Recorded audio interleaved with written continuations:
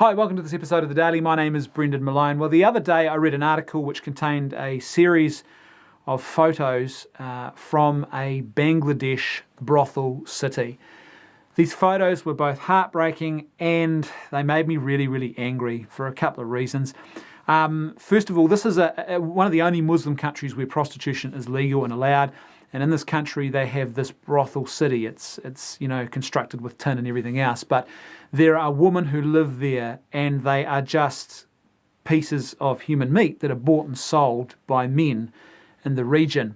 Some of these women were born into this brothel, and they are now prostitutes. There are women there who have their own children, who live, young babies and everything, who live with them in these brothel conditions, which are it's truly vile. Now, it was heartbreaking. Some of these photos, they are really, really heartbreaking. They're very honest photos. They're very raw, but it really, you can't help but be moved by the plight of these women. And you can't also help but get angry looking at some of these photos. There's a couple of photos in particular with the male clients, and there's one photo it makes you angry, but man, it illustrates the ugliness of what sex work and prostitution really is. There's a photo of this guy who's an older client who has this younger prostitute. He's got his arm around her. He's sort of almost half kissing her face, like as if some sort of affectionate gesture that a husband or maybe a father might give to his daughter, because that's the sort of age disparity between them. But the look on her face, she is looking often into the distance, and you can just see this deep and very profound sadness and emptiness that marks this moment. It typifies for me everything that is wrong with prostitution and sex work, and to me, these images are important because they challenge this absolute lie that we have in the westernised cultures, particularly like over here in New Zealand and other places, which have legalised prostitution and try and pretend that there is nothing wrong with prostitution, that somehow it's empowering for women and all the rest of it. It's not. It's simply women who are being treated as someone's personal piece of meat for however long it takes them to get off. And in actual fact, these men, 99.9% of the men who use prostitutes, if they could do these things to these women without paying them, they'd never pay them a cent. Why? Because they are literally just an object, a piece of meat for their own self-gratification. There is no human connection. There is nothing human about this engagement.